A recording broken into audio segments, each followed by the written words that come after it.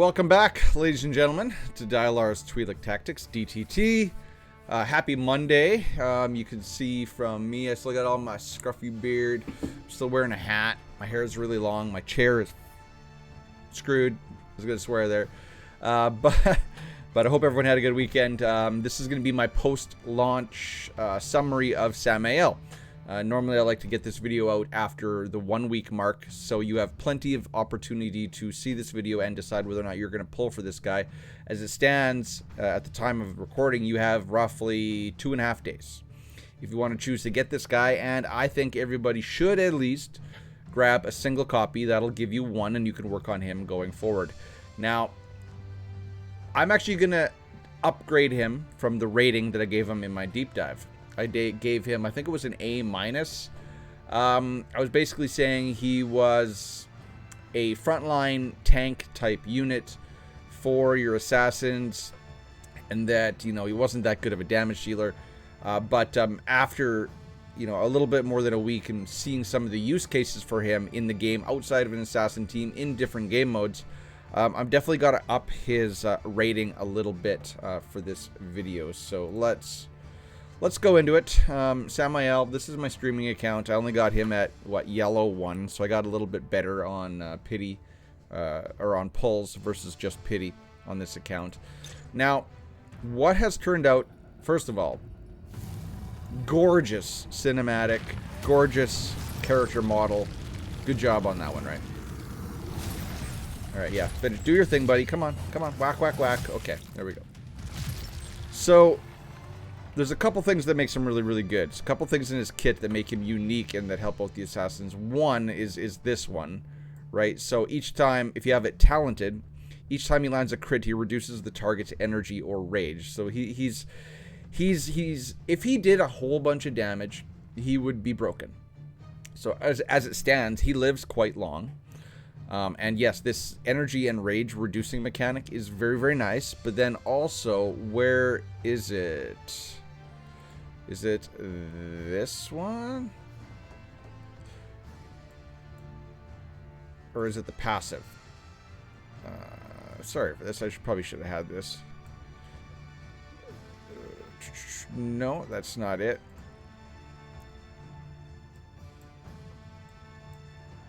It's got to be this one then.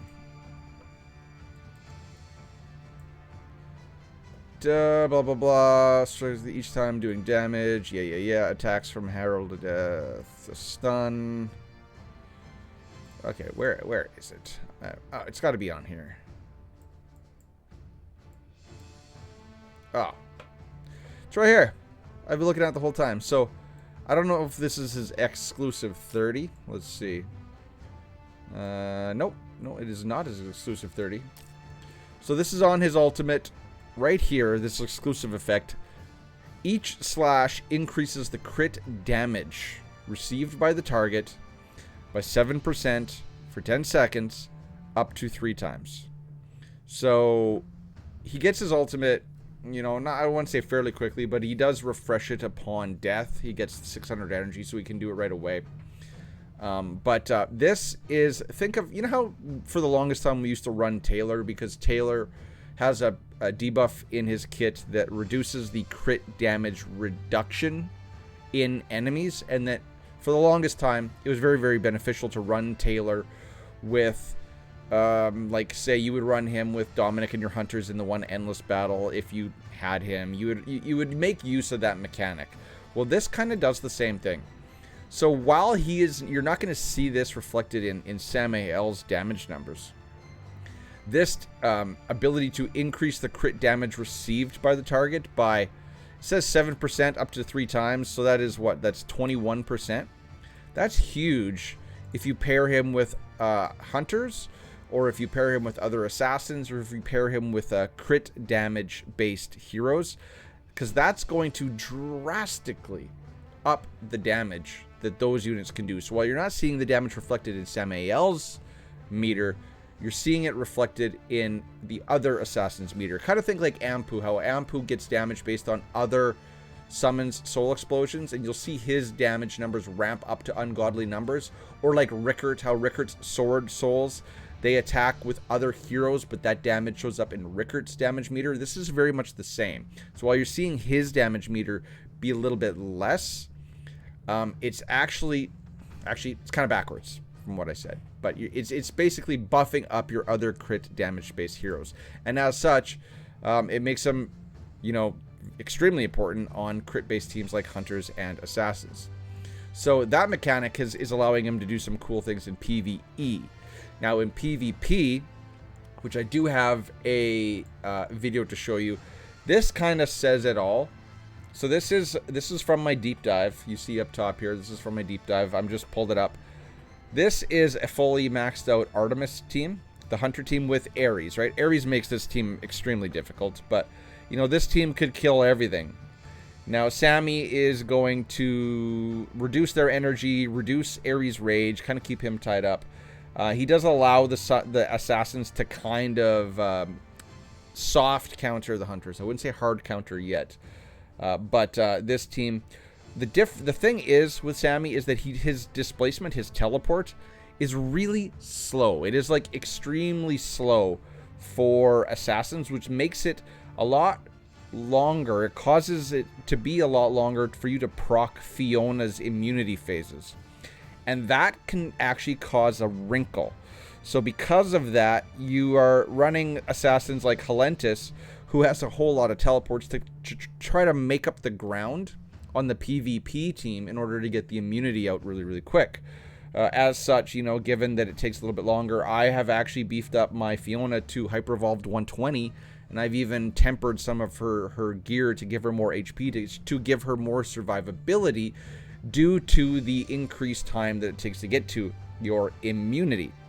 So keep that in mind in PvP.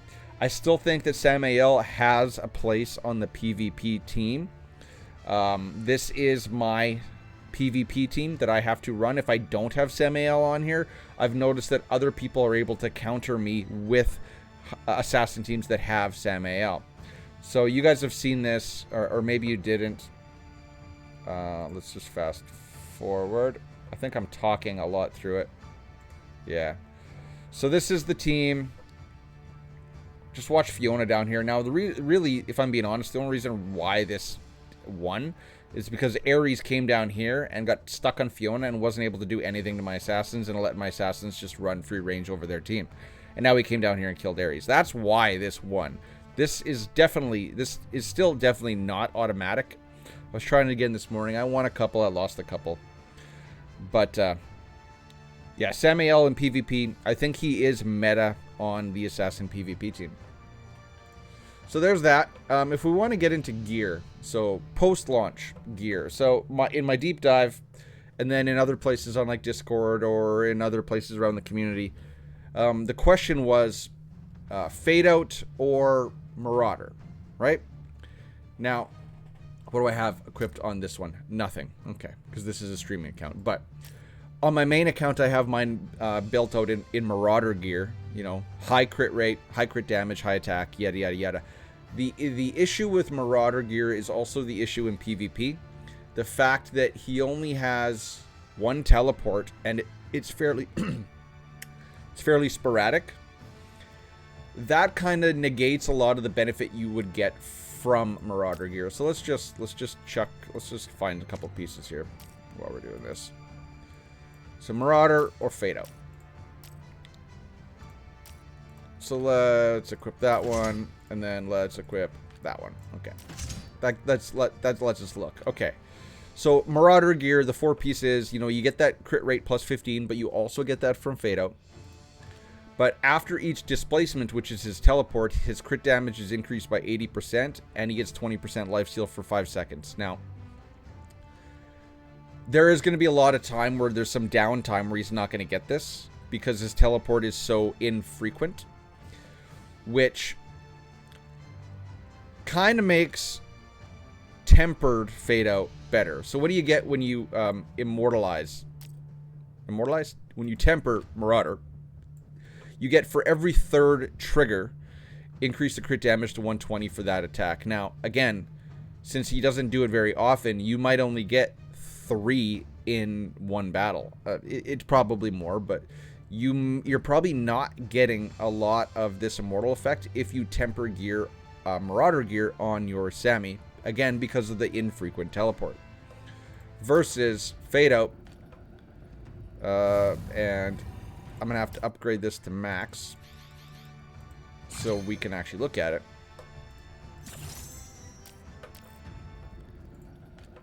Now, when we temper this, what do you get? So, immortal effect. Crit damage, just plus 20% right off the bat, right? But you'll continue to lose HP until your first death. First death, he's got 2 deaths, right? After resurrection, crit damage increased to 80%. So, unsure if this stacks. But, you know, 20 plus 80. Could be. It could just be 100%, or it could just be 80%. Which is what you were getting from the Marauder set anyway. And then, also aside, when the target's HP is lower than 50%, he just gains another 50% flat crit damage. So, after review, after a week, after a little bit more than a week, Tempered Fade Out is actually best in slot for Samael. I would say make sure you have some really, really good pieces because tempering materials are pretty rare. Marauder will work. I'd say Marauder is probably better untempered, but then I would work on a Fade Out set on the side and temper that, and that is going to be best in slot for Samael. Right? After that first death, he's no longer going to decay HP, and he gets 2 deaths, so 2 revives. So after that first revive, he's going to have all of these effects for the rest of the battle. And then this set is better as well. So Tempered Fade Out is best in slot for Samael, but I would run it when it's tempered, and I would run Marauder beforehand. So that is a key takeaway that I learned this week for Samael. All right.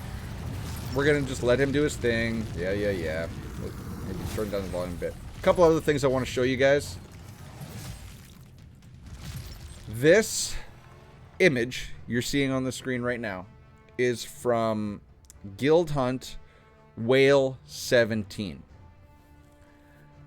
Samael is on this team. This is Rev Sharp, I do believe.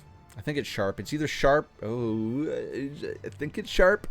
If it's Pal, sorry, I didn't give you credit, Pal, but I think it's Sharp. This is Whale 17, and if you look at the damage, which is, I guess I can't show you, my mouse is down here, but the 23.8 billion damage on Whale 17. That is crazy. And that is, you know, you're not seeing it in Samael's numbers. Like, it's only 871. He's only doing about 1 billion himself.